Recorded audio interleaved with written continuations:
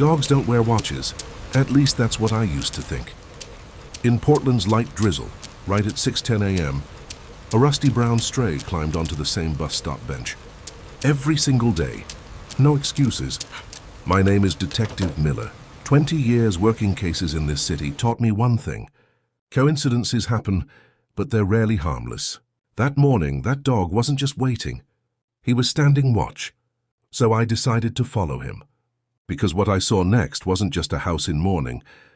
It was the loose thread of a dirty crime. Someone tried to bury it fast, and nobody wanted to listen to the family. Portland rain isn't just water. It's the city trying to wash off what won't wash off. Sidewalks in, people sin. I was sitting in an unmarked car near Morrison Street downtown. My heater was trash. My coffee from a 24-hour corner shop tasted like burnt regret. I was waiting on an informant, a skinny kid everybody called Sneakers. He swore he'd show, said he had a name, said he had proof. Like always, he didn't show. I was about to leave, hand on the key, when I saw movement across the street. Not a person, a dog, medium-sized.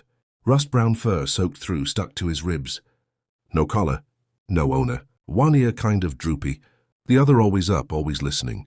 But it wasn't his look that got me. Portland has plenty of strays. It was his posture. Street dogs wander, sniff trash, dodge kicks. This one didn't. This dog walked like he had a mission. He ignored the smell of food, ignored a cat crossing, ignored the whole world. He went straight to the bus stop, hopped onto the bench like he'd done it 1,000 times, sat down, straightened up, and stared down the avenue, like he was waiting for one specific person. I checked my dashboard clock. 6:10 on the dot. I watched. 5 minutes. Traffic picked up. Cars splashed nasty gutter water. He didn't even blink. At 6:15, the bus rolled up. Brakes hissing, doors opening with that accordion sound. And then, the gut punch. He stood up. His tail started moving. Not happiness. Expectation. An older woman stepped off.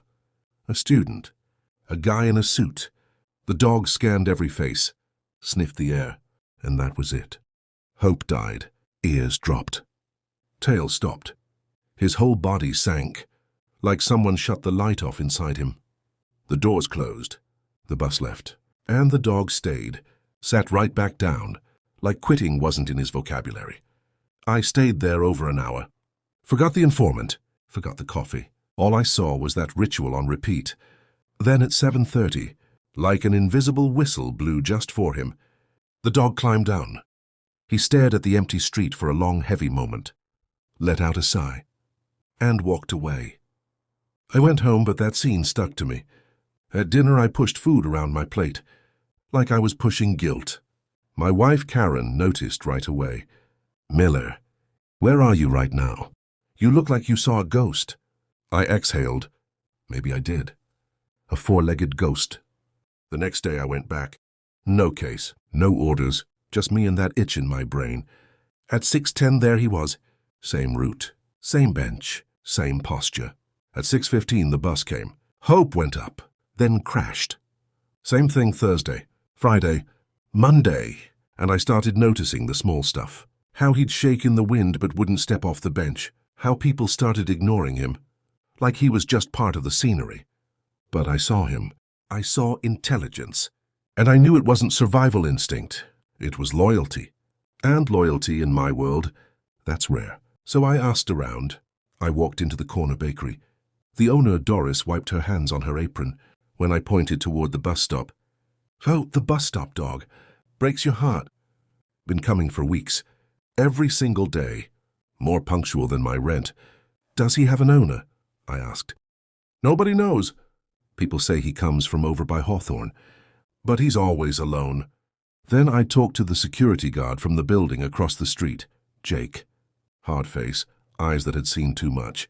"I call him Rusty," Jake said, "because of the color. I've seen everything in this city. But that dog, his silence is scary. He's not waiting on someone running late. He's waiting on someone who isn't coming." "Why do you think that?" I asked. Jake crushed his cigarette on the ground. "Look at his eyes. He's waiting on a miracle." Miracle. That word got stuck in me. Second week. I got tired of just watching.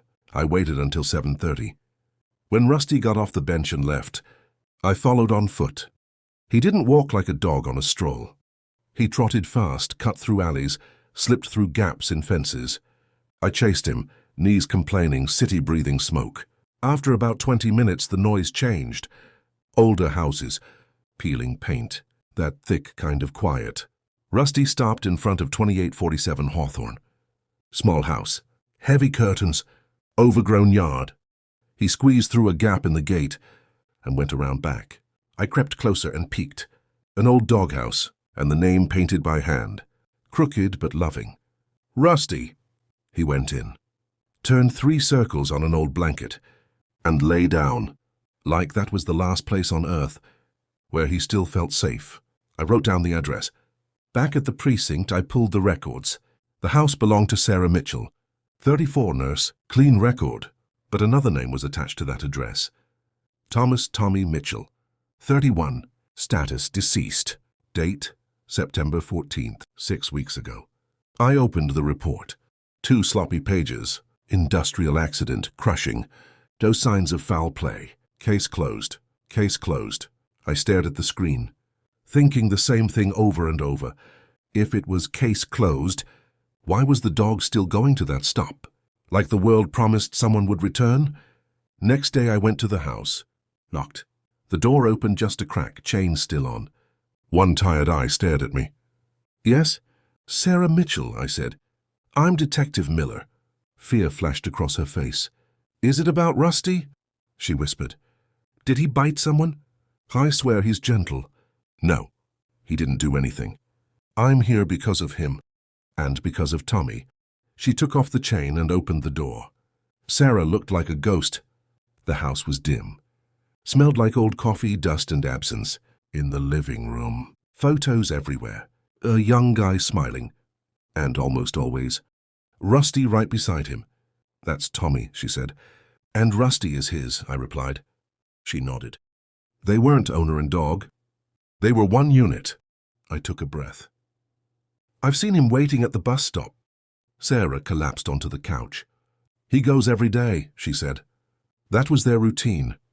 Tommy took the 6:15 bus to Vanguard. Rusty walked him to the stop. He'd pet him and say, "Hold the fort, buddy." And at the end of the day, Rusty would come back to pick him up. I let the silence work. And on the 14th, I asked. She lifted her face, sadness and anger together. It was raining. He left. And he never came back. They said it was an accident. They said he was careless. She gave this dry, bitter laugh. My brother was too disciplined for that. I held her gaze. You don't think it was an accident? Sarah stood up, went to a drawer, came back with a black notebook and her brother's phone. He was writing things down, she said. Maintenance they weren't doing. Brakes failing. Bosses telling people to ignore safety to hit quotas.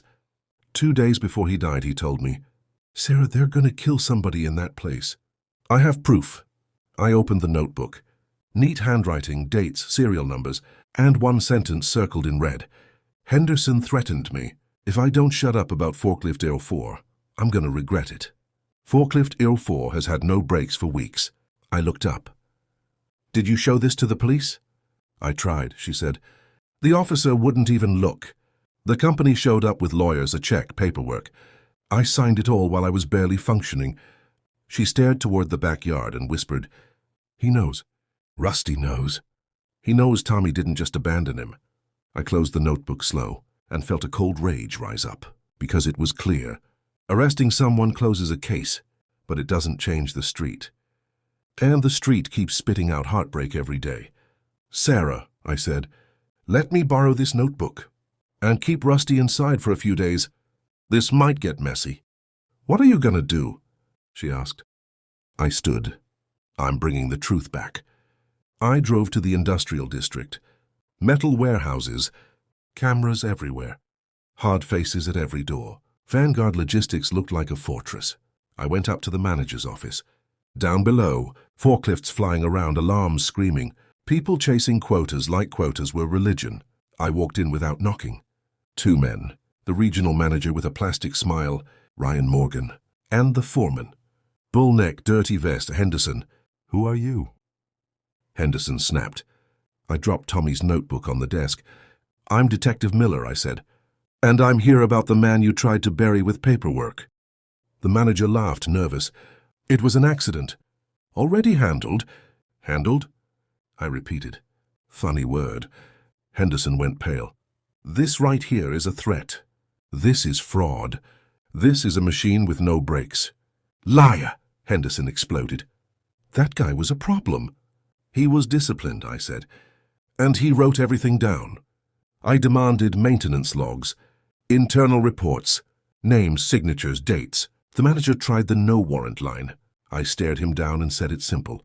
Then I make noise. And you know what kind of story blows up. Especially when there's a dog waiting at a bus stop. Silence. The kind of silence that says the lie is weak. 2 hours later, I walked out with boxes of documents. Fear of scandal made the manager throw Henderson under the bus. And what I found sealed it. Forklift 04 was a death trap. Brakes failing. Reports falsified. On the day of the so-called accident, Tommy saw the forklift sliding toward a co-worker. He ran, shoved the other guy out of the way, saved a life, and got crushed. It wasn't carelessness. It was heroism. And it was a death bought by greed and speed. Henderson went down. The manager went down with him. The accident became what it always was, a crime. I should have felt happy. But all I could think about was Rusty. The next Friday, I went to the bus stop. Segs yo Franke. Empty. Segs to that. Rusty showed up, climbed onto the bench, sat down, stared down the street. He didn't know about arrests, court, justice. To him, nothing changed. His person still hadn't come back. I sat beside him on that freezing bench. They got the guy Rusty, I said. The man who took Tommy from you. Rusty tilted his head. The bus pulled up. The ritual started. Rusty stood. Tail moved. Hope showed up. Nobody stepped off. Hope died. He was about to sit back down, and I placed my hand on his paw. Not a pet, just presence. Rusty looked at my hand, then at my face, and for the first time, he didn't look back at the street. He leaned into me, rested his head on my shoulder, and I broke. I cried for Tommy. I cried for Rusty. I cried for everything we don't fix in time. And the dog who needed saving, was the one holding me together. That's when I understood. He didn't come to the stop because he believed Tommy would return. He came because that's where the love still breathed. That stop wasn't waiting. It was a memorial. And grief is the price of love. But nobody should pay it alone. Weeks passed. The story spread through the neighborhood. People started stopping. Drivers started waving. A lady brought treats. Jake tossed a tennis ball. And one Saturday, I saw the circle close. Sarah sitting on the ground, arms around Rusty, smiling with a tear stuck in the corner of her eye, like she was reintroducing the world to someone who lost his footing. He slept all night, she said. In my bed. He snores like Tommy. We laughed. A soft laugh. It doesn't erase pain, but it gives you air. Thank you, she said, for not giving up. I looked at Rusty and answered. He's the one who didn't give up. And that's when I knew. In this city, evil doesn't die. It just changes corners. So I did something different. I stopped trying to fight the system from the outside. I went after real power, the kind that funds rescue, forces inspections, and makes people answer. Because paperwork sitting still is cowardice with a signature. And while the city takes its sweet time, the street keeps bleeding. That's how our Animal Rescue and Support Unit was born. Hotline, response team. Vet partners, volunteers, real follow-through. Not a miracle, a method. And a promise. Nobody gets left alone in the rain. Rusty still goes to that bus stop sometimes, but not with that desperate look. He goes on sunny mornings. Sarah goes with him. They sit for a bit. Watch the street. Get away from the driver. Get a scratch behind the ear from someone who finally learned to see. And me? Every time I pass that stop, I remember, in the end, we're not defined by our job title, or our badge, or our votes. We're defined by who would wait for us, and who we choose to protect, even when nobody's watching. Case closed.